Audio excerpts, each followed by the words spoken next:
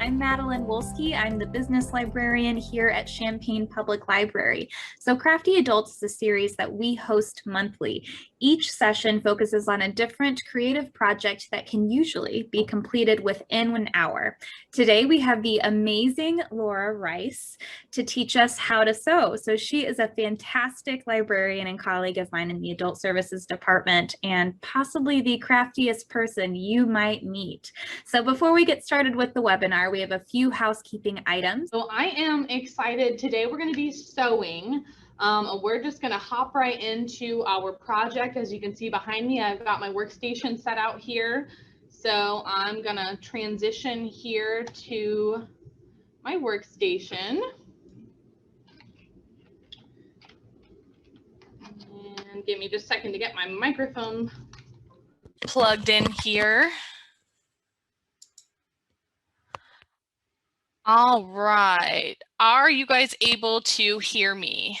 You are crystal clear. Okay, wonderful.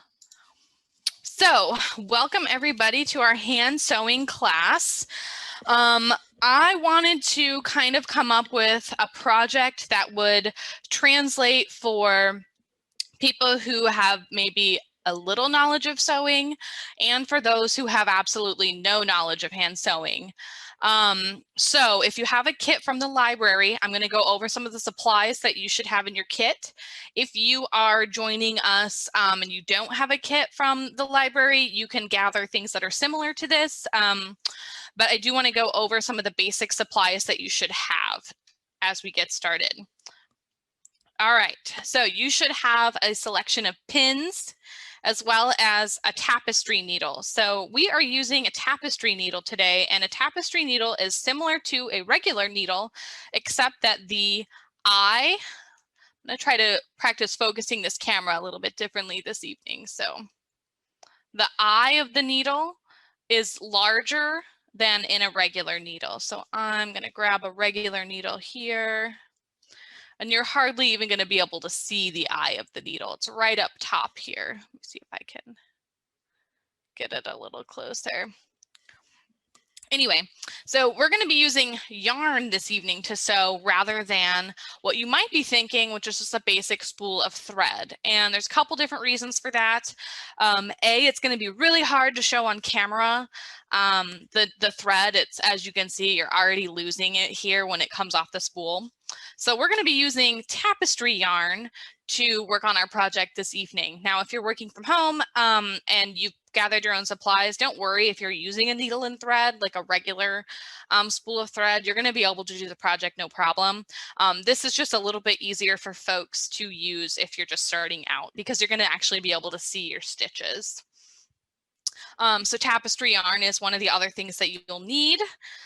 Straight pins, so you all should have a variety of different straight pins. If you don't have them, it's not going to be essential to our project this evening, but it will be helpful. So other thing you should have, if you have a kit, you will have 4 randomly selected squares of fabric. Now these squares of fabric are about 10 by 10 inches. Some are a little smaller, some are a little bit bigger. And we are going to join these together to make a nice little patch or a coaster. Will be our project for this evening. So you want to have a stack of fabric. Other things you want to have a button. So I've got this gigantic button that I'm going to be demonstrating with this evening. Also some rickrack. If you've got a kit, you've got some of this inside, or some ribbon. Now I've got a couple pieces of kind of like thicker ribbon here. And I think everyone has some of this too. Now this is piping, and all that piping is a piece of fabric folded in half, and inside it has a cord. And it creates this kind of 3-dimensional raised edge. Piping is really fun to use in sewing projects. Let's see here, scissors. You need some scissors. I have fabric scissors. You do not have to have fabric scissors, but I will recommend that you make sure the scissors you have are pretty sharp. Cutting fabric is a lot different than cutting paper, so the sharpness of your scissors really matters. Let's see. Optional if you have an iron. It's best when you're sewing to make sure you iron your fabric flat so that you get a nice clean edge and you can really see how the fabric is going to lay. If you're sewing and you have some wrinkles, it will show in your final project. So I recommend ironing your fabric. I have an iron behind me and I'm going to go ahead and actually turn it on so that I can get this fabric ironed.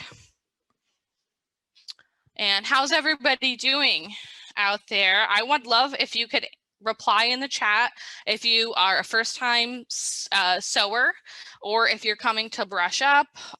Let us know kind of what your level of expertise is with sewing. Laura, I have a question. Yeah. So is piping similar to binding that you would use as for quilting? Yeah, so it's like the same as what is that called? The yeah, I guess it is called binding. Yeah, it's basically just that with a cord inside. So a lot of times it's like a cotton cord and you could use literally any size depending on how thick you want the piping to be. Oh, nice. And so Anna, you can make it. Oh, nice. And Anna chimed in with a bias tape. Thank you, bias tape. Yeah. Thank you, thank you. I was like, it's another B word, but I can't remember what it is. So now that we've kind of gone through supplies you need, I'm going to show you some examples of what we're making tonight. So just to give you a little bit of background, I wanted to come up with a project that you could continue to work on after the class. I don't expect that we're all going to get these completed tonight, but I wanted you to have some motivation to finish.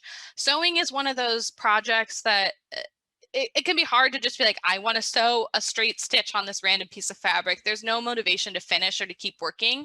So I think having a project in mind is really helpful when you're starting out with sewing. So what we're making this evening is, I'm calling it a coaster or a patch. So I've got some examples here using some different stitches of how we're going to make our project here. So you can see it's perfect size for a little coaster. Another example here where I've used just some, we're just going to be kind of compiling a little piece here with our base. We're going to have a square and then we're going to be able to cut material in some different shapes to kind of create a fun little layout here. So this one I used just some pom-pom trim as well. This fabric here, I actually made the shirt I'm wearing this evening, and this fabric is also in the shirt I'm wearing, which is kind of fun. Here's another kind of example of making something that looks a little bit more, you know, pictorial. So obviously I've got like a sun and some water in this image. And this is just kind of some random shapes thrown together. And to give you another little example, I want to show you my friend Jessie, who works at the Idea Store. She gave me permission to share some of her work with you all because I think her work is really going to inspire you and show you what you can really do with this project. So I'm old school. I could have shared my screen with you all, but I was like, no, I don't want to deal with that. I'm just printing off these pictures. So this is an image that she took of some of her patches where she used to cover up some holes in her denim, which I think is wonderful. Pop through here. This one is probably the most like what maybe you'll end up with at the end here. I'm going to flip it around. So all she's doing is taking scraps of fabric, cutting out some shapes, and making some really intentional stitches on here to kind of create a piece of art instead of just a plain piece of fabric. So here she's added like a little crown onto this bird that's printed on the fabric, and she's added these little like crescents around the bird. And I thought this image, I pulled these from her Instagram, and I will put a link to her Instagram in our chat if you all want to kind of check out some of her other artwork. We'll put it in by the end of the evening here. But this one, I thought this would really give you an idea of how to lay out some of the pieces of fabric that you have to create a nice little image here. Here's another one. You can see how in this one she went even like more intricate and has made Illinois and then added some actual embroidered flowers on here. So last one, I know I'm giving you a bunch of examples, hopefully some inspiration for you. This one was very special to me. I think she made it for a friend. I can't remember what she said, but these, I'm forgetting the name. I think they're called wedding ring quilts. Maybe someone will be able to tell me in the chat, or wedding band quilts, something along those lines. And she's actually taken this old piece of quilt and made a patch out of it. And I really like that because I recently got some pieces of fabric just like this.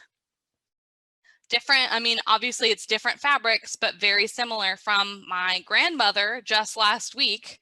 And these were actually made by her mother. So I just thought it was fun that I was going to be teaching this class and that Jessie shared this artwork that she made from some of these old quilting pieces, and I had just acquired some. So you can do tons of stuff with scraps of fabric, and that's what I would recommend if you're a beginning seamstress or seamster. All right, how are we doing? I'll be honest, I can't see the chat the way that my table space is set up this evening. So Madeline, interrupt me whenever you want. Absolutely. It looks like we mainly have a lot of newcomers coming into the class tonight. Lots of people excited to learn new skills. And we have just lots of praise for your immense skill. Thanks for sharing Jessie's examples and loving the collar. Thank you so much. Yes, I wanted to wear it this evening and I couldn't make my outfit work today, but I ended up making a collar, like a tie-on collar that out of 2 pieces of this quilting fabric. So it was very fun. I plan to make some more. So before we even like dive in, I learned to sew. My mom taught me how to sew. When I was very young. It's one of the first gifts that I remember receiving was a bin full of my own sewing supplies. And I've been sewing in some capacity ever since. So it's something that I really connect with and really makes me happy. So I hope that some of you will find this to be a happy hobby as well.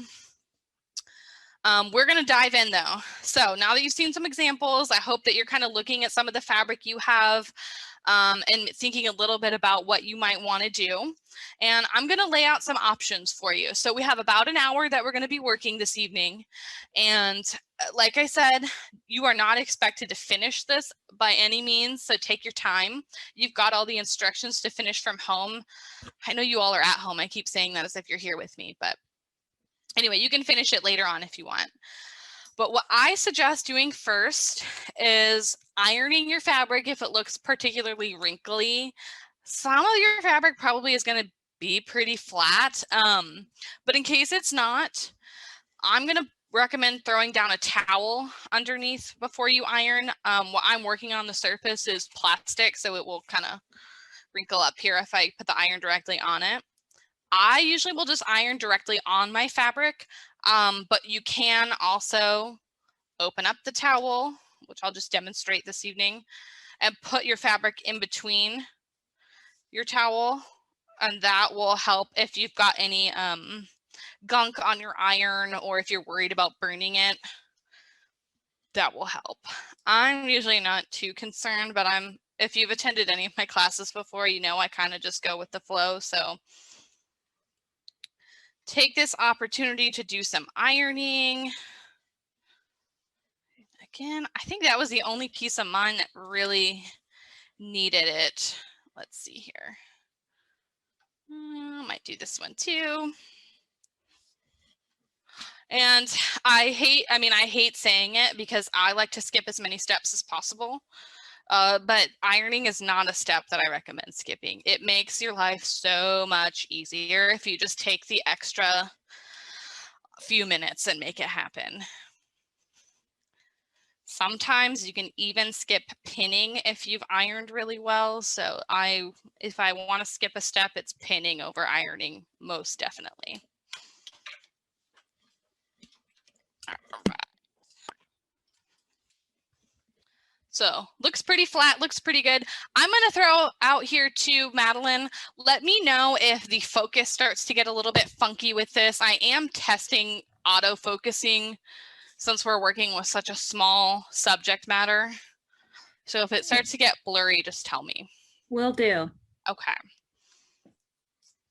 Okay, so first thing we're going to do, I'm just going to give you a little bit of an outline of how the class is going to be working here. Now that we've got our fabric ironed, what I want to show you is how to do a couple different types of stitches. Now in your outline, you have an idea of when you might use those stitches. I'm not a professional sewer by any means. These are just things that work for me and things that I've learned throughout the years. So what we're going to start with is called a running stitch. And when you're thinking about sewing, that is probably the first thing that will maybe come to mind. A running stitch is just that, it's running. So it's going, this is the front, you can see in this example, and this is the back. It looks exactly the same. You're just going over one piece of fabric, punching in, going under, and then kind of just doing a wave. And that'll make more sense once you start. We're also going to be learning how to do a blanket stitch. I think a blanket stitch is kind of fun. It looks a lot more impressive than it actually is to stitch. That I think you might enjoy using in your piece somewhere. We're also going to be learning how to do a back stitch. Now, a back stitch is a little bit more reinforced. So it's going to be something that you would use if you need a nice strong seam. We're also going to be learning a bonus stitch at the end of the evening if we have enough time, which is a chain stitch. A chain stitch is super impressive, I think, and it's really beautiful, and it's also not that hard. So the project that we're doing today is really just an example of kind of combining sewing and combining embroidery. So what I'm going to do is kind of lay out my fabric and think about what I might want to be the base. So the base of the fabric, let me pull out an example here. So in this particular piece, the yellow is my base. You are welcome to start actually assembling your design at this point if you're ready to, start making some cuts and doing that. You're also more than welcome to pick a piece that you don't want to use in your design and just practice doing some of the stitching along with me before actually stitching onto your piece. That is totally up to you, and I will let you choose accordingly. So I'm going to start just assembling my fabric here. I think I want to use just this plain green that I have. Woo, that's kind of a weird look. There we go. I want to use kind of a plain fabric as my background. So that's where I'm going to start. So I think what I want to do then is take my striped piece and maybe, let's see here. I might just come up the square, maybe about 3/4 of the way, just for fun. So that's how I'm gonna get started here. And I'm just gonna cut the stripes. A lot of you have this fabric in your kit, so a lot of people have this stripe, and I chose the stripe specifically because it's a little bit easier to cut a straight line because you have that guide. Another handy thing that I like to show people is if you don't have an iron and you're wanting to make a nice, like a crease in your fabric to give you an idea of where to cut, you can fold it, take your fingernail, and just run your fingernail across. You're going to be pressing pretty hard, but I have a nice crease. Of course, I did that in the navy blue, so you can't see it at all. I don't know if you can't see it on camera at all, but I have a nice crease that now I can see without having to be concerned that I'm cutting into my other piece of fabric. So how you guys can kind of see what I'm thinking here. I think I'm going to do this one. And I love this kind of floral fabric, so I'm going to do a strip of that. And again, I'm just going to start cutting.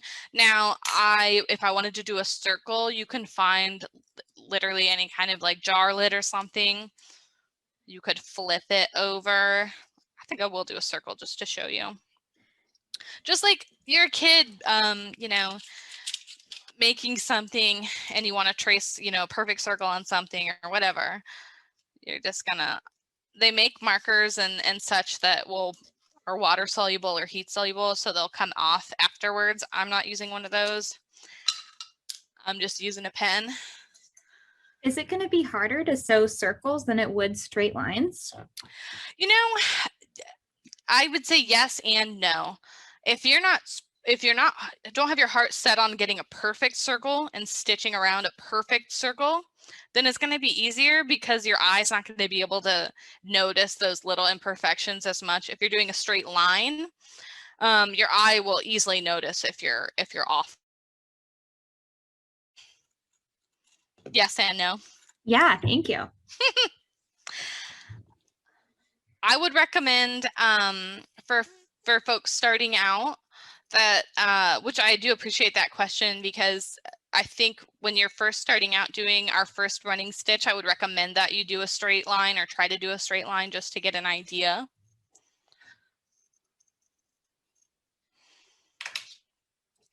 This might look totally whack, but I kind of don't like that. It starts to look like a flag of some sort.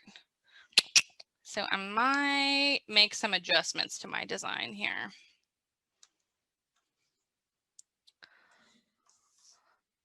Not sure. See, now I'm kind of rethinking what I'm doing here. I like these two together. So if you attended the collage class, this kind of similar, it's almost like collaging in a way.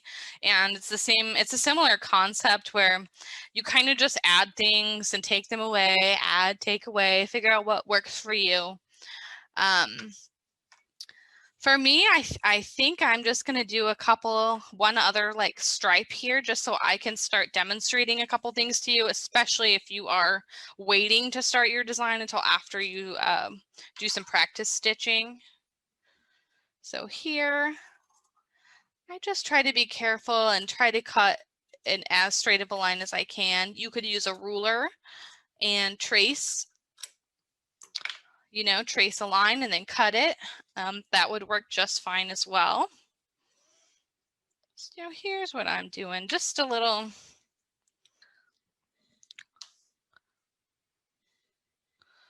layering. On my screen, it looks really dark. I don't know if it looks dark on yours or not.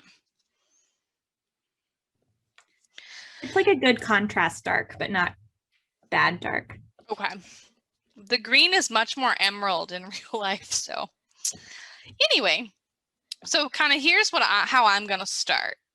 And I want to also mention, if you take a look at your instruction packet, I do kind of map out some sewing things. We are going to leave what's called a seam allowance. So we're going to use about 1/2 inch on all sides of our design that will actually end up being folded behind. And that'll make more sense once we start working.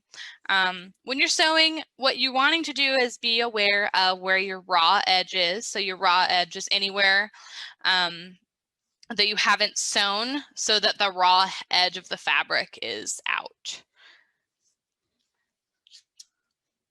So when you're sewing, you want to, let me give you an example here with this one that you can see.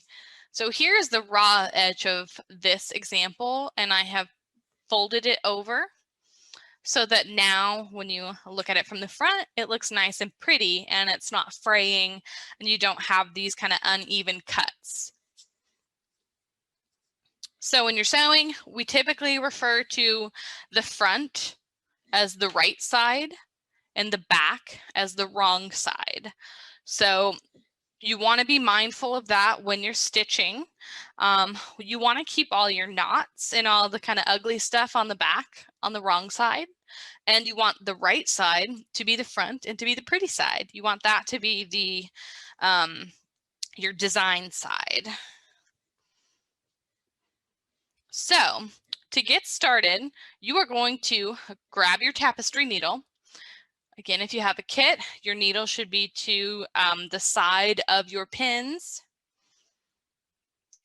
And what we're going to do today is I have included in your kits tapestry yarn. So the reason I chose tapestry yarn is because it already is not that long. So it's already pre-cut. It's not like you're working from a ball of yarn. And it's a lot easier to start out using some tapestry yarn or some embroidery floss because you can actually see the stitches that you're making. Something that's a little bit more challenging with regular thread is that if you're using thread that matches the fabric, which is typically what you would do in a project so that you don't see the seam, you know, like on my shirt, they've used white thread and you can't see it on this white edge. So what we're going to be doing is taking a piece of tapestry yarn, any color you want. If you want it to be hidden, choose a color that's close to what you're working on. If you want it to be vibrant and you want to see it, choose something that contrasts with what you're working on. I recommend everybody choose contrasting colors since it will be easier to see, but if you want to choose something that matches, that is totally fine. And what we're going to do is separate out the yarn so that we just have one of the pieces. All of these yarns have 2 or 3 pieces of yarn kind of wrapped together. We want to just pull one out. So it's pretty simple to pull out. Just kind of separate out like this. It might get tight and it might be a little bit stuck. Just kind of straighten it out and keep moving so you get one of these strands. And let me know if you have any questions with that step. I know it seems counterintuitive to like rip apart the yarn, but it will look better.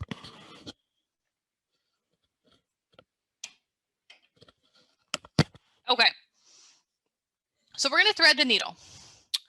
And like I said in the beginning, we're using a tapestry needle. If you're using just a regular needle and thread, I'm going to demonstrate how you would thread that as well. So we have a quick question, Laura. Absolutely. So about the thread, how long should it start? How long should it be? If you are using, well, first, if you're using something from the kit, just the regular length that it is fine. If you're using something that you have, I always say about an arm's length is what you want to use. So you can't see me doing this because the camera angle, but when I'm measuring out an arm's length, I'm going to hold the end with my fingers and just outstretch my arm until I get to about my neck. And that's about as long of thread as you want to use. Thank you. Yeah. You can use longer, but I find, even though it's kind of annoying to continue to thread your needle, the longer your thread is, the more likely it is that you will get it in knots while you're sewing. So the shorter it is, the more likely you are not to get it all knotted up, and it just makes it a little bit easier overall, even though it seems like you're doing more work. And trust me, I will tell you from example, like, no, I've gotten my thread in so many knots before.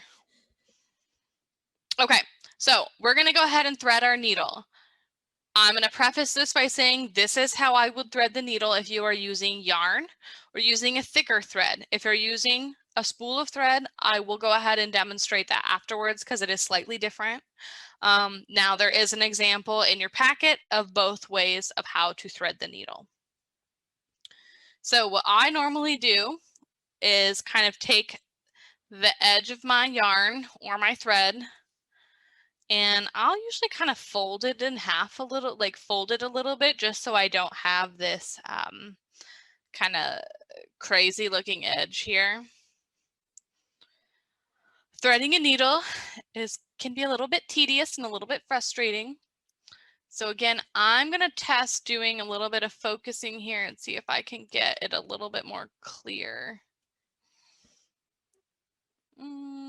It's okay. While you're threading, I'm going to share a comment. So Please. Deborah shared that you can use beeswax on the thread to prevent knots. That is wonderful. I did not know that. I love, see, and that's something that I love about having this class is so many of you are actually very crafty people as well.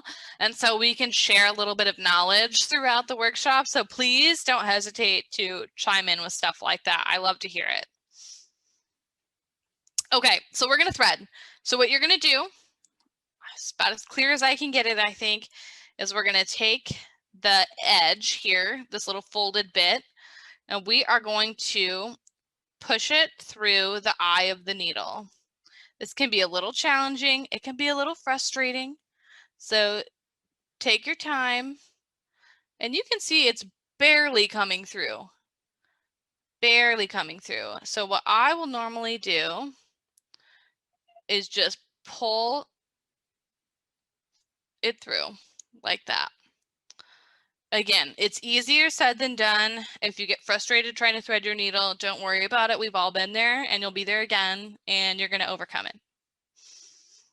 I know that with some sewing kits, they do include small needle threaders. So if it's a really big issue, that might be something to look into.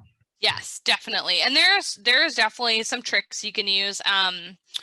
If you're really having some difficulty, you can also, I'll just give another example here. You can, where'd my scissors go? I have another pair. You can just trim the edge so you get a pretty clean edge, and then try putting it through the eye that way. You can see that was actually pretty simple. Sometimes the thread will separate and it gets everywhere and it's kind of frustrating. So that's going to be how you thread it through the eye of the needle. And then I'm going to do it again. It's kind of hard to demonstrate because you really are, I mean, it's such a small, fine motor skill. So for tonight, if you're using yarn or you're using embroidery floss, this is how I recommend that we start. You're going to pull the thread through maybe a few inches here, probably more like 5 or 6 inches. And then we're just going to come all the way down just with this one strand to the end. And we're going to tie an overhand knot. An overhand knot is pretty easy as far as knots go. You're going to make a loop just like this, almost like a little lasso. And then we're going to pull the tail through the loop. We're going to pull the tail through the loop, and then you're going to pull tight. And you got your knot. Again, you're going to make a little lasso, little circle. Then you're going to tuck the tail in and pull it through the loop, just like that. Do we have a question come through? I feel like I might have seen one. We have a funny joke that I'll share. Okay, yay. There's no I in needle. We're talking about EYE. Yes. So how's everybody feeling with threading the needle and with their knot? I will demonstrate with thread in case any of you are working with just regular thread out there, but I do want to make sure everyone feels good with how they've got their needle threaded with the yarn for now. So let us know if you're good or if you have questions. And I'm going to take a quick break so I can have some water.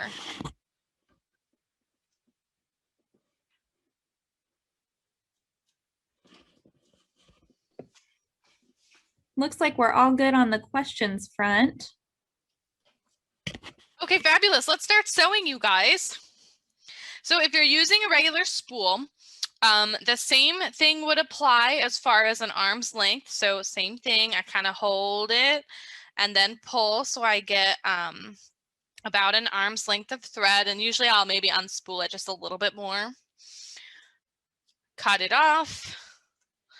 And then what I will do, where did my pin cushion go? I have this cute little pin cushion that you can slip on your wrist. Got a needle in here. This one is going to be a little bit challenging for me because it's got such a small eye, but I'm going to give it a go here.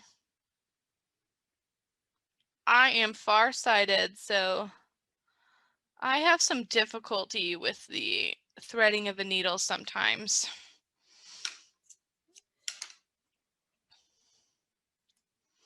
Oh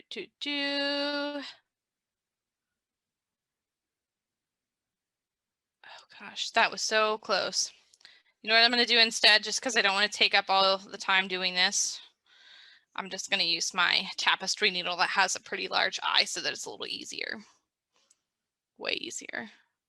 All right, so the only difference with thread is that what you want to do, instead of just pulling the thread that you threaded through the needle, instead of just pulling that down a few inches, what you're going to do is match it with the base. So you're going to match it with the end, the opposite end of thread. And then what you're going to do is tie an overhand knot with that. Again, so hard to show on camera because of how thin the thread is, but you're going to do a loop and you're going to pull the tail through and create a knot that way. Now, the difference is we wanted 2 layers of our thread, which is typically what you're going to do when you're hand sewing, is you want 2 layers of thread. Now, with the yarn, we're just doing 1 because otherwise it's a little bit too thick to pull through the fabric comfortably. So that's why we're doing just 1. So by 2 layers, we could say that that means it's double-stranded. Double-stranded, exactly. Now I'm going to cut that and just remove it and put my other thread right back on. And it's cool how it looks like the thickness of the yarn, it's really dependent on the weave of the fabric. Yes, definitely. So I will say, I mean, as we're sewing, you'll kind of see what I mean here. Some of this fabric, the weave might be a little tight, so it might be a little bit tougher to pull through, and you'll see what I mean. I think even with that like slight hardship, I still think it's easier to explain and demonstrate using the yarn, especially for a first-time sewer. So what we're going to do now, I'm just going to start with a basic running stitch. If this is the only stitch you learn tonight, it will do you just fine. You could do this entire project using just this stitch. You could do some mending projects just using this stitch. You don't have to learn anything else this evening as long as you can master the running stitch. So what I'm going to do here, I'm actually going to remove some pieces of my design right now and just focus on the one that's at the very bottom. So for me, that's going to be this chevron orange pattern here. So I'm going to go ahead and pull these off and set them aside for now. Again, I'm going to focus my camera a little bit. I was hoping that this green would be a little bit easier to see. Without the other pattern, it actually is very teal at the moment. And then it looks like I'm going to message Catherine. I didn't lose any audio, but. Okay. Yeah, if anybody has any technical difficulties, do not hesitate to let us know. So I'm gonna proceed with demoing, getting started, unless I hear that we are having some audio issues.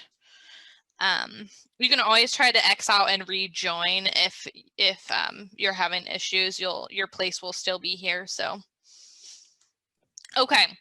So for a running stitch, I'm going to demonstrate on this green fabric because I think it's going to really pop and you're going to be able to see what I'm doing. So what you want to do is take your needle and your thread and pull. Let's see, you're going to flip over your fabric watch what I'm doing here. I'm not flipping my whole project over. What I'm doing is kind of holding the back side up, the wrong side, so that I can see what I'm doing. I'm going to get started here and just do a basic running stitch, not stitching this other piece of fabric down, just to demonstrate so that you can see clearly what I'm doing. So I'm going to push my needle up to the front of the fabric here from the back, and I'm going to pull, just gently pull until my knot hits that back side here. And quick question, Laura, was that knot a single or a double knot? You know what? This one was like a quadruple knot from from demoing. A single knot should be fine. Most of this fabric is woven fairly tight and the yarn's fairly thick, so it should be okay. But you could do a double knot. If you're sewing with regular thread, I almost always do a double knot or a triple knot because I'm paranoid. Okay, so what you're going to do now is take your needle and you're going to come back down from the front to the back, so from the right to the wrong, and you're going to come back down about 1/4 of an inch.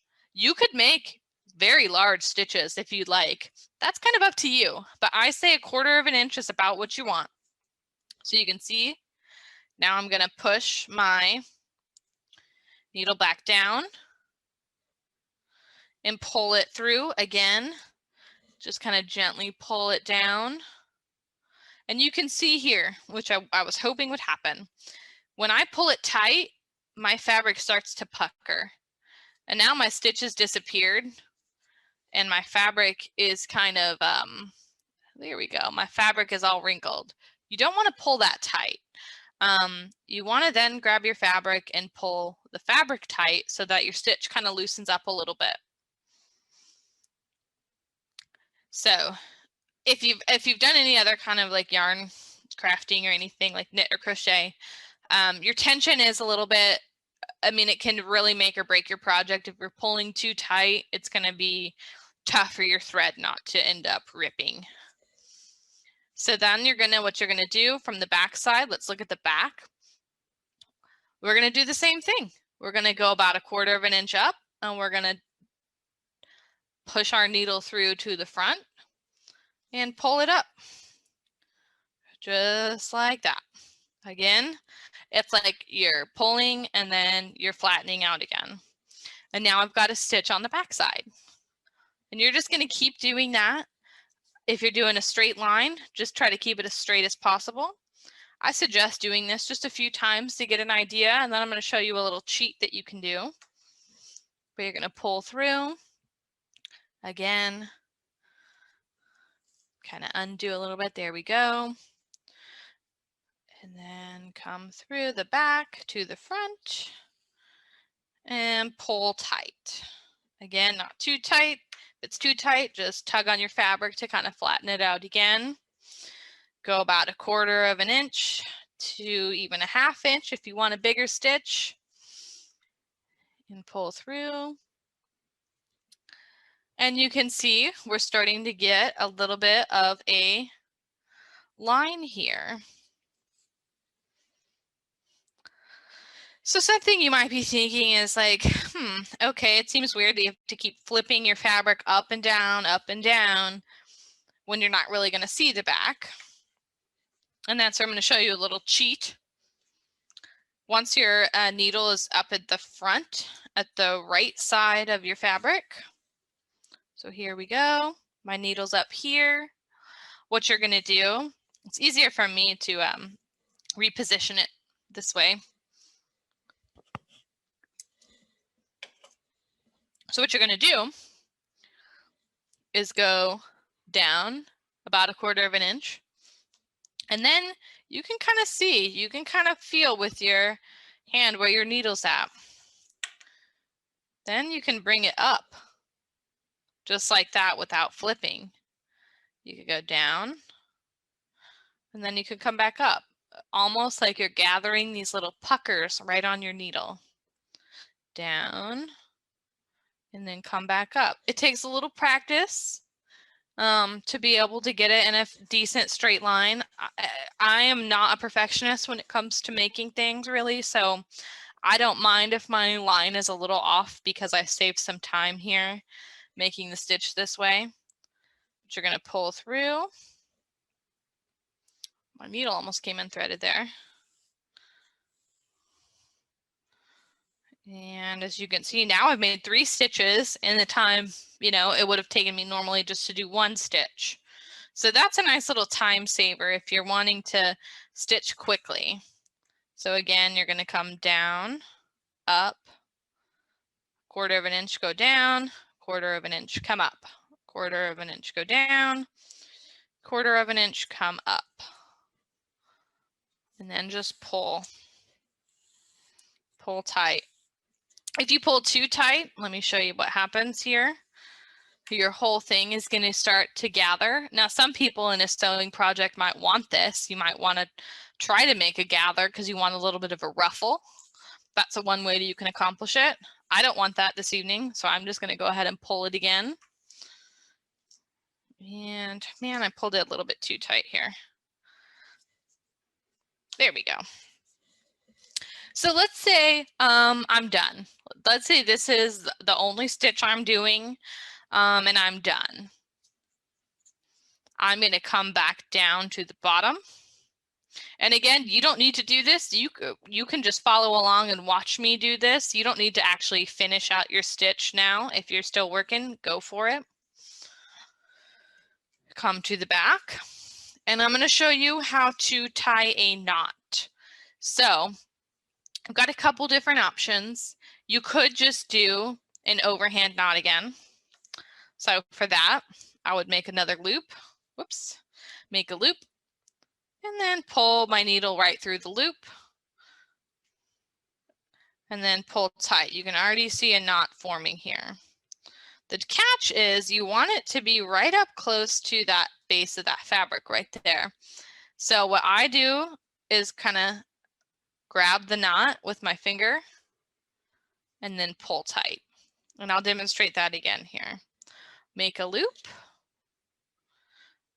Pull your needle through that loop until you kind of see a little bit of a knot forming.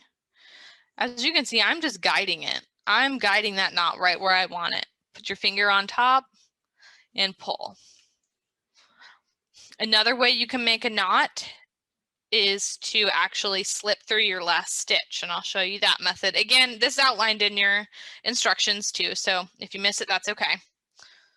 You can, this is the back side here. I'm going to slip my needle through my last stitch here. And this is how I would do it if you were using just regular thread. So we're kind of making another loop.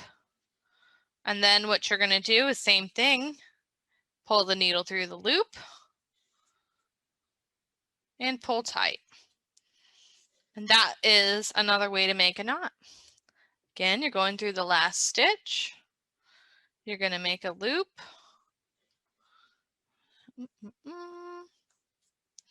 And something you do want to be careful of, you're not just coming back through this way. You want to come around and come through that loop again. So hopefully that makes sense. You want to go make a loop around the loop. You're not just coming straight through the loop. Make a loop around the loop. It sounds insane. Okay, but now I'm knotted and I'm secure. So I'm just gonna snip my thread about 1/2 inch.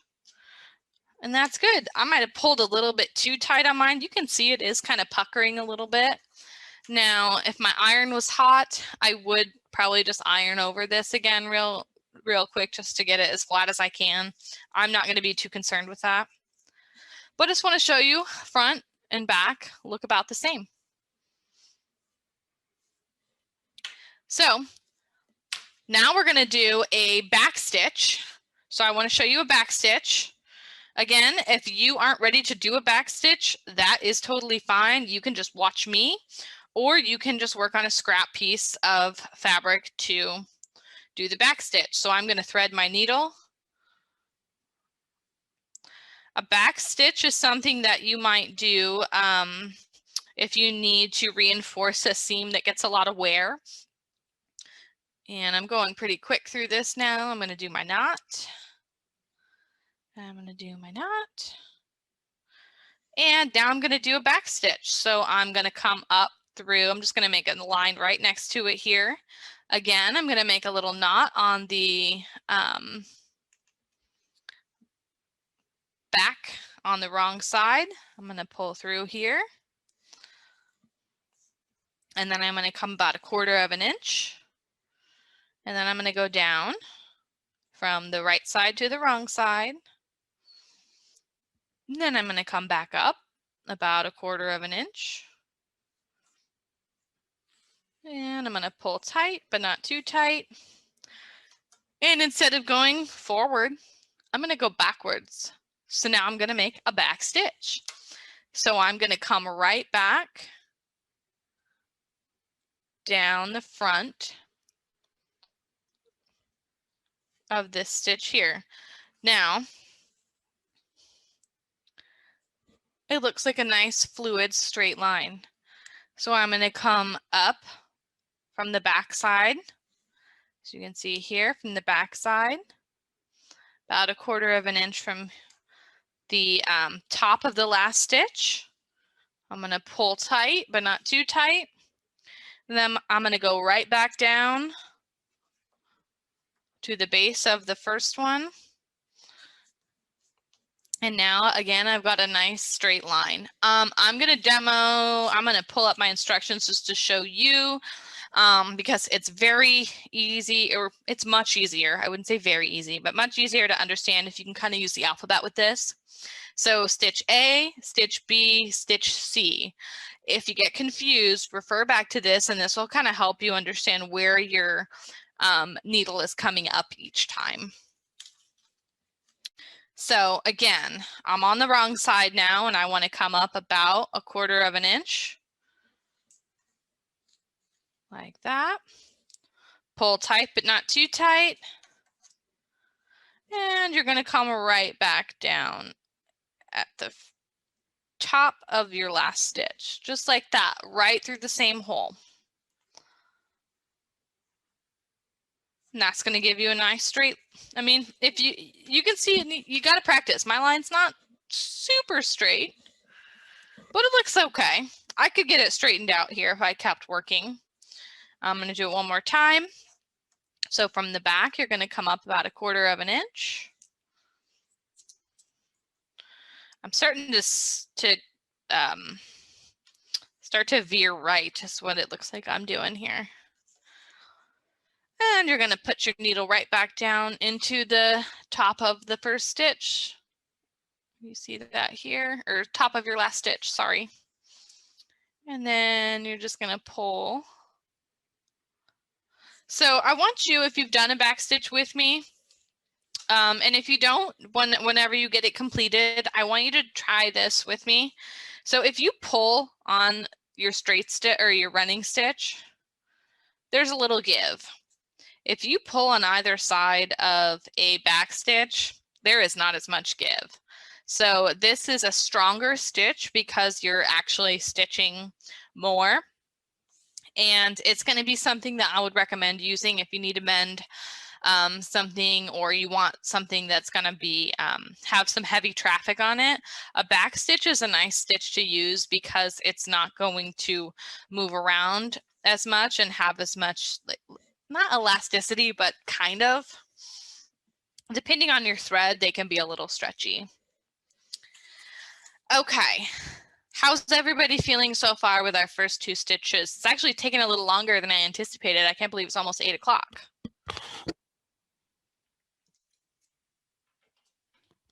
You want me to go ahead and move on to a blanket stitch and a chain stitch, or would you like me? Go ahead. Yeah, everybody go ahead, and I'd love to hear your input. Would you like me to go ahead and demo how to do the blanket stitch and then the chain stitch, or would you like me to go ahead and walk you through kind of assembling your project? Again, you're probably going to assemble your project without me on your own time. So just let me know which one you'd prefer. It looks like we have two who would like to learn how to do the stitches. So Okay. yes to blanket, then stitch. Okay. Thank you both for letting us know here. Okay, so what we're going to do now is a blanket stitch. So I'm just going to knot this one real quick, and I want to look around my fabric here. I might demonstrate using a different fabric. I think I'm going to demonstrate using this because I might focus a little better. For the blanket stitch, I'm going to use a thicker piece of yarn just to demonstrate. I think it'll be a little easier for you to see.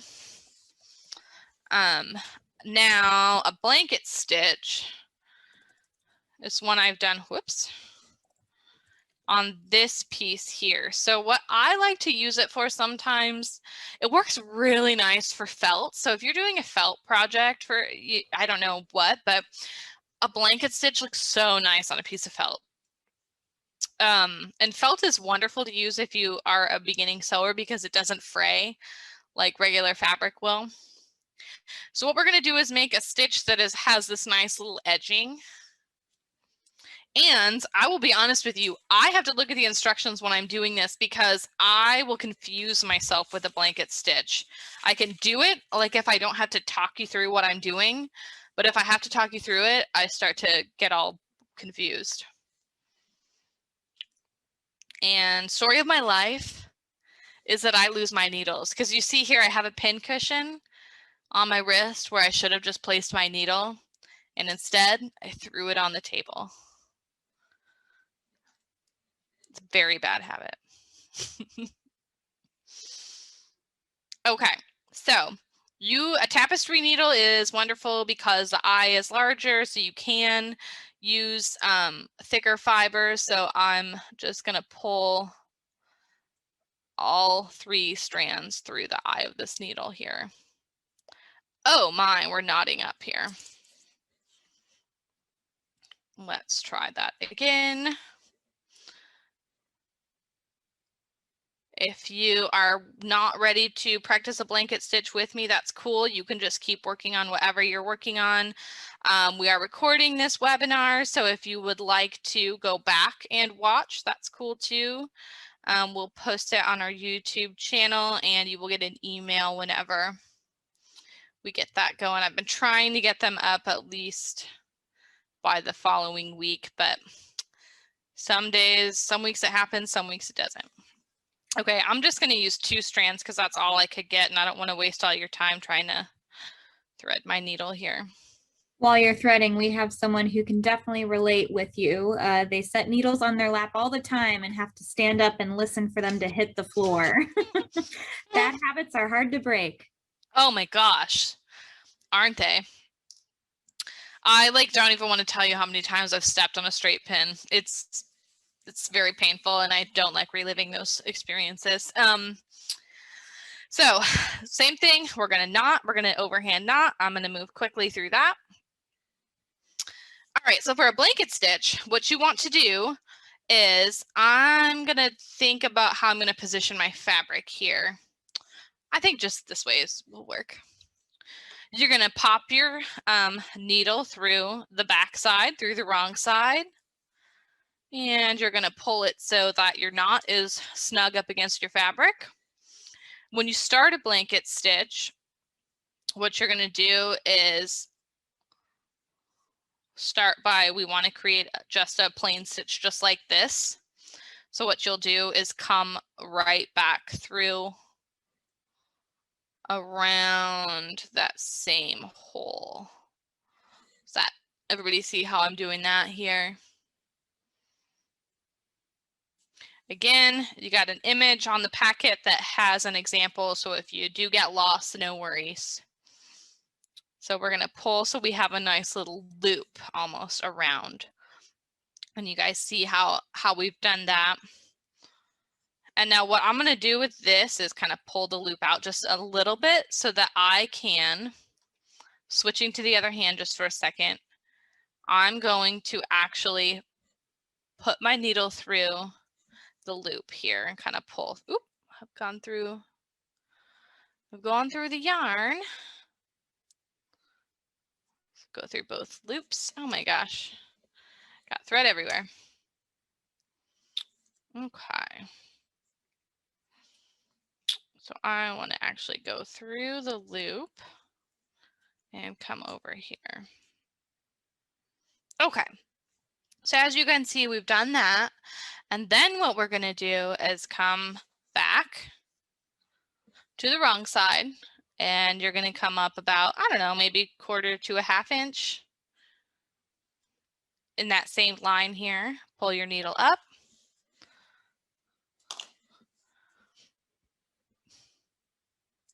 Okay, we're getting a little loop. Now, right before we get to the loop, you're going to put your needle through the loop like this, and you're going to pull tight.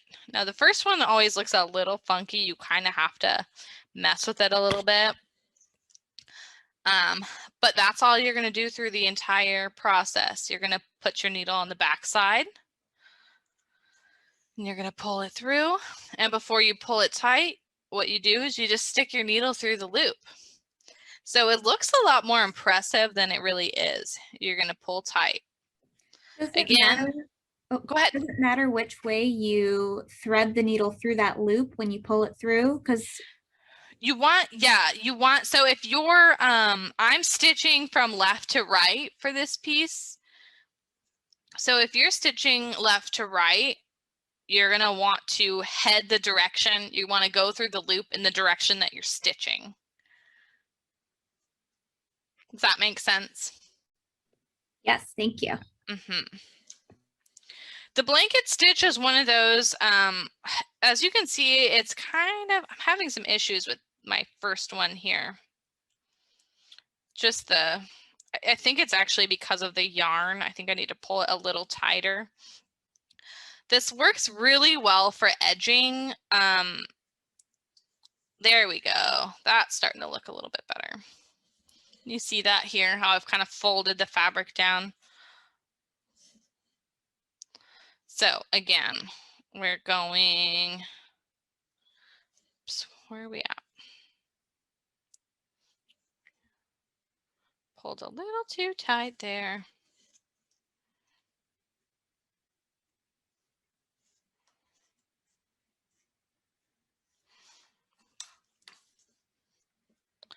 Okay, so now I'm coming up for my loop. And I'm gonna go, if you're stitching from right to, or from left to right, you're gonna go into the loop from the left side, and you're gonna pull through. And you're starting to get a nice little, I messed up something here. Give me just a second. I'm gonna show you this. If you need to undo because you messed up a stitch, it's pretty easy. You are going to, I think I was talking and doing this at the same time, and I got myself all turned around. You're going to take the yarn off your needle or the thread, and I'm going to just kind of reverse what I've just done. So I'm going to pull my last stitch out. You can see again, if you're using a lot of yarn or a lot of thread, this is where you can start to get some major knots, and it can be a little frustrating. So even if you've been sewing for a while, you will still make mistakes, and you're still going to have to take your work out and redo it. And that is just the fact of crafting. So let me come back here, pull through. I don't love making mistakes like that in a workshop, but at the same time, it helps kind of demonstrate how you can fix those mistakes. So here we go. I'm back up just to my second stitch here. How's everybody feeling about blanket stitch? I think it might make a little more sense once you look at the drawing and practice it yourself a little bit. Rethread. Okay. Now I'm going to come back up. You can see, because we're using a thicker needle, you can kind of see the holes in this fabric. Okay. Here we go.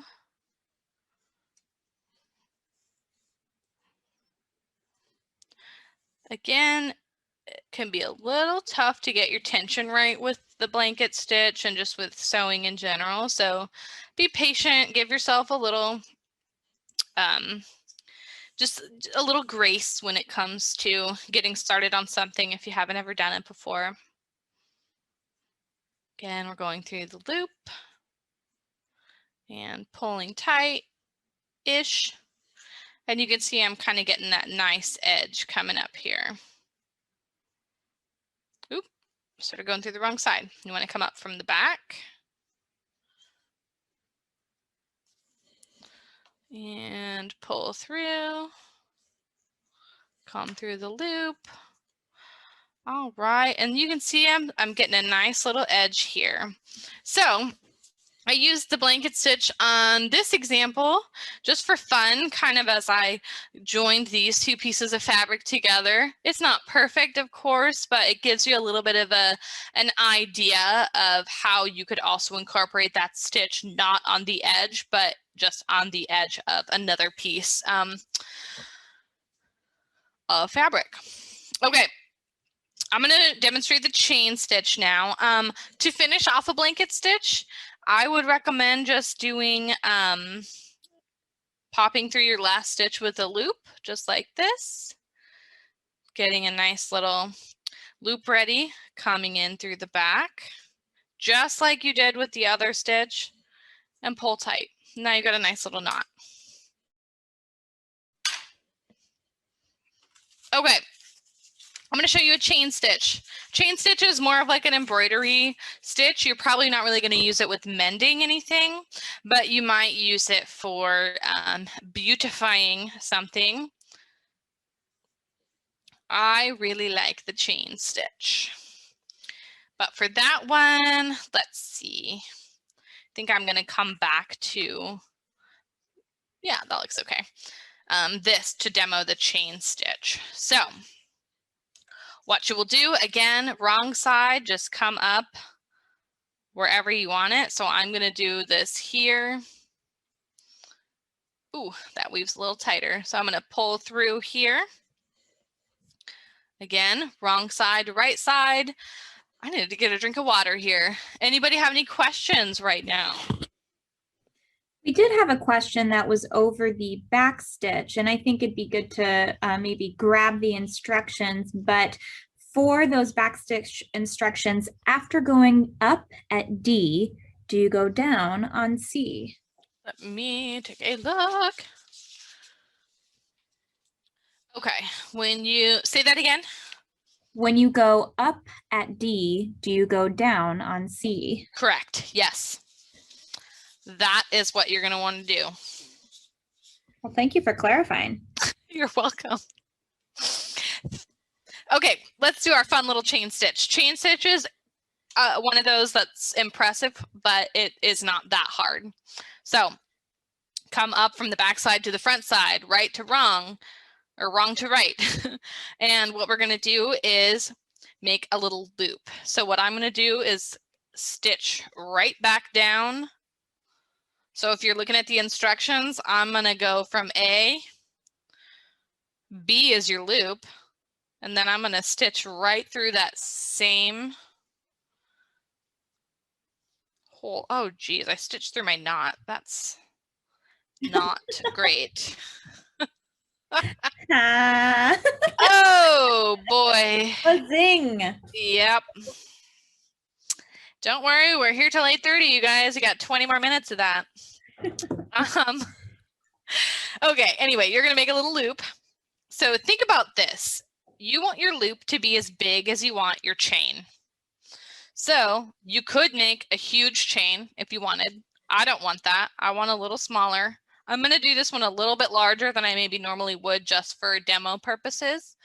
But as you can see now, I've got a little loop. So what I want to do now is come back up through the loop. So I'm going to come back up. So my C stitch is coming up right. Oh, I'm going to try to focus this again here. right through the loop. And you're going to pull. You don't want to pull too tight because you're going to pull your loop too tight. So it takes a little practice to get your tension right. So see, I got my loop. And then I'm going to go right back down into that same hole again and create another loop. So we're making sure the loop stays and isn't pulled through. Exactly. You want that loop to stick around because it's going to become your chain. So here I've got my second loop. So again, I'm just going to come up through. You're probably about another 1/4 of an inch, maybe a little bit longer. And then I'm going to come through the loop. Is that easier to see? I don't know. Pull through, not too tight. And then I'm going to come right back down into that same spot, that same stitch to make a chain. So you can see once you get going, it's going to look real nice. And I will pull out an example here to show you where I used the chain stitch.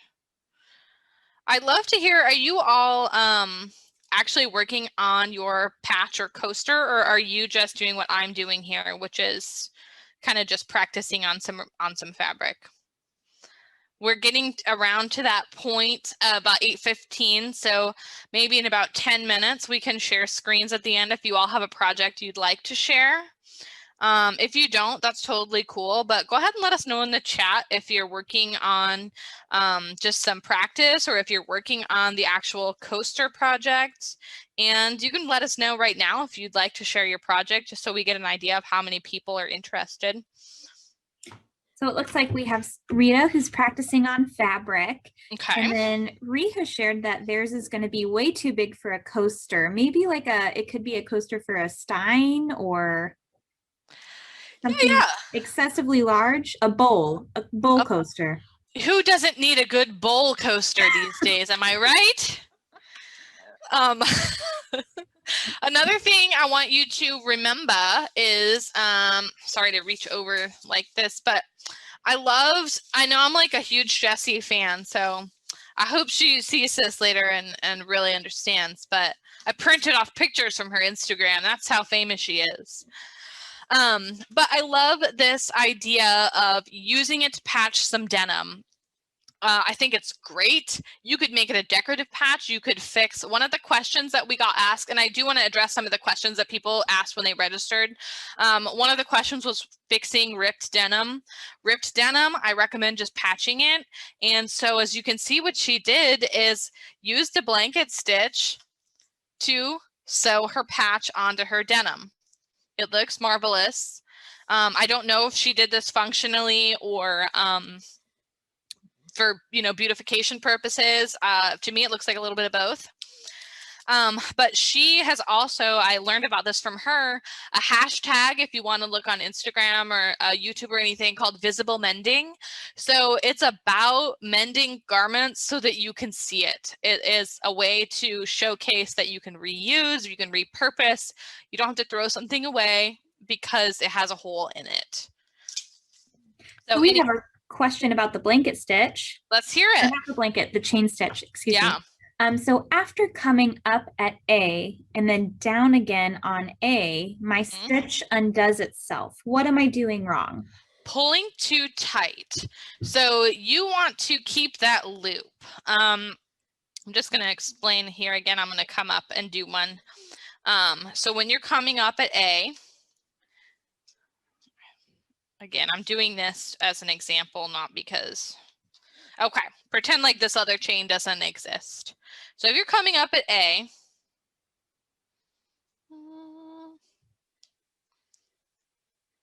and then coming back down at A, again, right? So you're pulling back through. I'm going to demonstrate probably what is happening. Probably, can I keep going through my knot?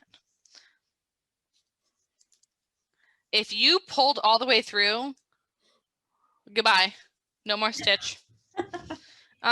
If you do not pull all the way through, come back here. So we're at A again, and then we're going right back down to A. Keep that loop. So you see here how the loop's pretty big. Might be helpful just to stick your finger and pull the loop tight around your finger, especially as a practice, just so you can kind of see. You want to keep that. And then you're going to start again, and you're going to come back up in the middle here. You see where my stitch is. Pull up again, pull. I say pull tight, but not too tight. Once you get your first chain, you can pull fairly tight. And as you can see, it's going to hold the loop now. Now my loop's not going anywhere. I have a stitch to hold it down. All I can see is my cat is way too interested, and I understand completely. Yes, so using the finger was very helpful. And yeah, we had someone else comment that their cat is way too interested in the yarn. So they're just very appreciative that we're going to be posting the recording for future reference. Good. I have cats, so I very much understand. I call them my studio assistants, and usually they are not helpful at all. They're a real handful. So that's how to fix your chain stitch so it doesn't disappear on you. Makes total sense that happened, just because it's almost like it's counterintuitive to come back through a stitch you just stitched. And I'm going to undo these here. For to finish off a chain stitch, all you would end up doing, let me get this undone here. And never be ashamed of having to undo sewing. I was actually working on a sewing project this morning, and on a machine, but still I had to take the whole thing apart twice. The right and wrong side can really cause you issues if you... So here's a question someone had earlier. Does two wrong sides make a right? You all are wonderful. I would say that's up to your interpretation. I don't want to tell you. Wait, that's up to yarn interpretation? That's pretty bad. I think Madeline and I have really had a day by our puns. Okay, let me show you. I just accidentally took out another chain link. I didn't mean to, but anyway, we're just going to roll with it. If you wanted to finish up your chain, all you would do, which is pretty cool, is come up like you were going to make another one. Okay, and then we're just going to do one running stitch to kind of tack it down. So all I'm going to do here is just come right back through. I'm going to pull it through the back. And that has tacked my chain down. I know this doesn't look very impressive since it's just the two stitches, but then you could come flip it around and do just a regular old overhand knot. Holding down with your finger is super helpful if you're trying to... I had a lot of troubles when I first started getting the knot really close to the fabric. I couldn't figure out how to do it. One knot should be good, and I'm just going to cut my tail and call that a beautiful chain stitch. You can see here I did a chain stitch on the edge of this fabric here just to add some interest. Again, running stitch and back stitch are what you'll probably use more for mending purposes. If you were wanting to join two pieces of fabric together to make what's called a seam, so anything you're sewing here is called a seam, what you would do, and this is where right and wrong sides really come in handy, knowing that term, is if you are, let's see here, wanting to, I'm just going to use this as an example. real quick, stitch these two pieces of fabric together like quilting. What you will do is take this is the right side, this is the right side. I'm going to put them together. This is where your pins come in handy. You're going to grab your pins. And you're going to just pin those right sides together. I'm just going to use a couple because I'm going to move through this very quickly since we're just about at our time. How are we doing? Is anybody interested in sharing this evening, or are we all just kind of practicing? We had someone who was interested in sharing, and I have their name, so I'll be making them a panelist once we start doing that. But we have one more question. Let's hear it. Would a blanket stitch work to anchor the edge of a patch on the underlying fabric, or should the blanket stitch be worked separately on the patch before sewing them together? If it were me, it depends. If you're going to put the patch on like a knee area, honestly, because you get a lot of, you know, there's a lot of tension there because you're bending your knee. I would do a regular stitch first and stitch, I think I would do a blanket stitch first actually around the patch and then stitch the patch to whatever piece, whatever you're stitching it to. Is how I would do it, just because I'd really want to make sure that was reinforced. You can see on this one, I did like even 2 blanket stitches on the edge just for fun. But that's how I would personally approach it. Then you could just do like a little tack kind of on either on top or maybe on either, you know, you could tack it on the in-between of the blanket stitch and create almost a second stitch. Does that make sense? Yeah, I think so. Oh, so another question. What is the item on Laura's wrist called? Is that like a pin cushion? Yes, pin cushion. It's a pin cushion that's, I didn't make this, but I thrifted it, somebody did. And they just made an elastic armband. They sewed it onto the back so that they're always wearing it, which I love. Okay, I'm going to demo this real quick just so you can see, because we are getting to our time. I didn't get to go over sewing on a button, which was one of the questions that we got, and it is in the packet. I apologize. I kind of thought this would move a little bit quicker, but that's usually just the nature with teaching. You don't know. It's kind of hard to judge sometimes how much you can fit in one class. Okay, if you wanted to stitch 2 pieces of fabric together like this, I'm going to do a running stitch. I'm going to do it real fast, and I am not going to be too precise about it. As you can see, I'm doing it kind of the cheat way where I'm almost just accordioning everything onto my needle. And I'm going to pull through. All right. Any other questions coming through this evening before we wrap up? Not at the moment, but after you're done displaying that, I'm going to make Ree a panelist so Wonderful. they can share their screen. Wonderful.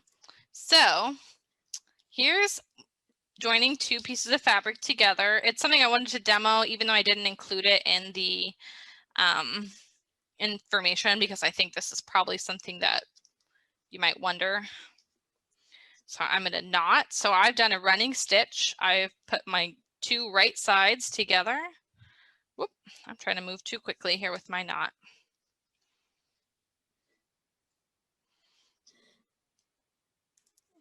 Okay. And now you can see when I open it, you don't see that raw edge. I've just got my nice straight line. And so here, if you were quilting, is where I would maybe iron right now just to get everything nice and flat. So in these pieces, that's what they've done is, so that's what she did, was stitch these pieces of fabric together to create this lovely strip here. So that'll give you just a little bit of an idea if you wanted to do that. Real quick, I'm going to I want to address a couple of the questions that we got. If you wanted, someone wanted to know how to repair a sock. If you're talking just a hole in a sock, I would just use the running stitch to you want to gather all the fabric and just continue to do a running stitch over and over to kind of pull all the fabric together until you get a nice until you close it up. I don't know if that makes sense, but a running stitch is what I would use. You can practice and get a little bit of an idea.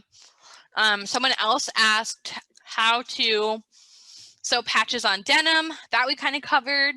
Another question we got was how to repair damaged knitted or like crochet fabric. For that, I'm going to suggest that you reach out to Brigitte Pika at Close Knit. We had her for our knit crochet class, and she is an absolute master. So I'm going to recommend, let me get her link to her website and just throw it in the chat here. I would recommend contacting her to set up a time to come in. She would be your expert. There's too many variables to really explain the best way to do that one. I will say we recently got a lot of, or at least within the past couple months, a lot of really cool mending books in, and I'm also a big fan of visible mending. I think it's a very awesome trend. So check out what resources we have in the catalog.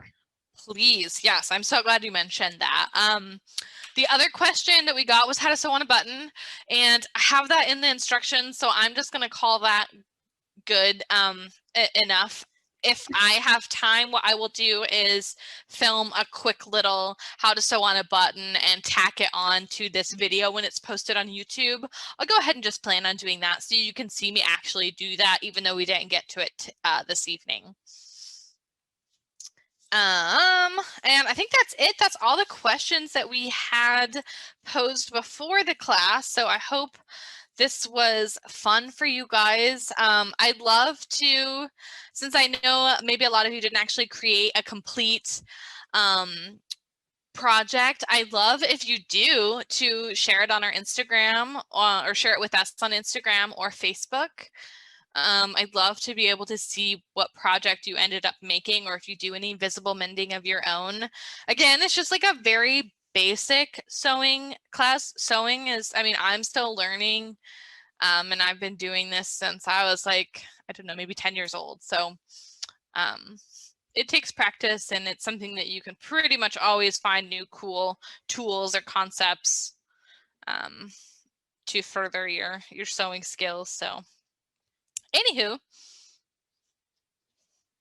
I'm gonna pop back over here. Does anybody have any other questions before I'm gonna come back and get rid of my workstation here? Ooh, Ree's joining. Yeah, so Let's see. I just turned on your video, so why don't you show us what you have? So you're still muted. You're welcome to stay muted if you would like. Here, I'm gonna make this the highlight. Very nice. Already has the pin at the buttons on as well. I absolutely love that. That's fantastic, Ree. It's not actually done. It's just pinned together. I still think it's fantastic, though.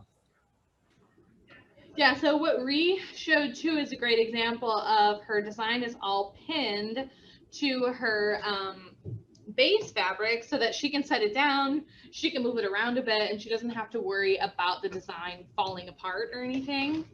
So that's the intent with the straight pins, is that you're able to pin something down, test it out, see if you like it before you actually stitch it. Thank you for tuning into CUI's TV. We hope you enjoyed the show. This video can be accessed anytime on youtube.com. In the YouTube search bar, type in UPTV6 and look for their microphone logo. We hope you will join us again next week for more local, engaging content designed specifically for Champaign County older adults. Take care and stay safe.